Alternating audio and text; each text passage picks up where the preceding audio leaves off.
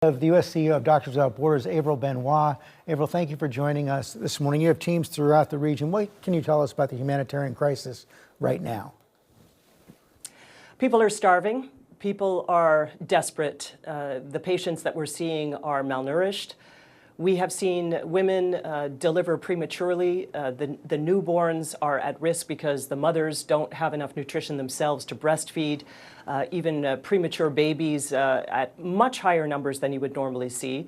We're also seeing people coming in with all the catastrophic injuries that you would expect in an open zone of airstrikes and continuing hostilities. They're coming in with those trauma injuries, third-degree burns to their entire bodies, children with their faces blown off, all the major orthopedic cases, the trauma, and their bodies are not strong enough to even fight, to be able to withstand the risk of infections. They're not recovering properly, and that's exacerbating the problem in the health facilities because, of course, you would want people to have all the chances in the world to be able to overcome their injuries, to discharge them, to make room for others.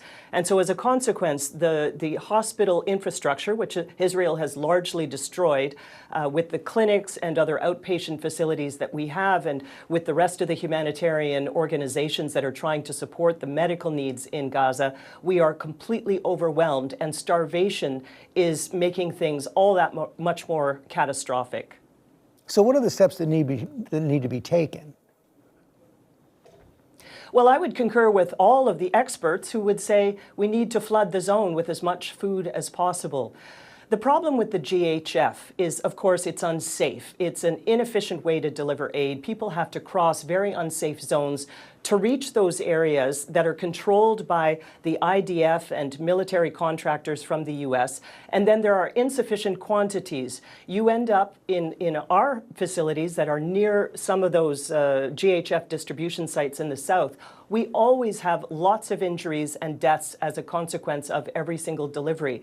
And the injuries are not only people being shot as they're leaving the zone with their bags of flour, but it's also from the trampling that happens, the injuries that happen when people are crushing and jumbling over each other because of all the gunshots against unarmed civilians who are just trying to survive with a bit of food aid. And the problem with the airdrops, of course, is that it's incredibly expensive. You don't control what's happening on the ground, who really receives the aid. It also has created extremely insecure conditions on the ground, and you can't even drop that much. So each one of these very spectacular visual displays of the parachutes landing on the ground is really the equivalent of a few trucks. What we need is to flood the zone, get all those trucks with the permissions to go in. Obviously, a ceasefire, a real permanent lasting ceasefire, will make it safe enough for the humanitarian organizations to be able to deliver the aid to people in Gaza who desperately need it. We also saw those harrowing videos of the hostage held by Hamas.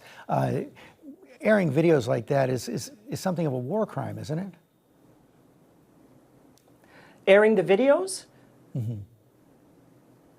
Well, look, I think the situation for the hostages is absolutely horrific as well. If no food aid is coming in, everyone is at risk.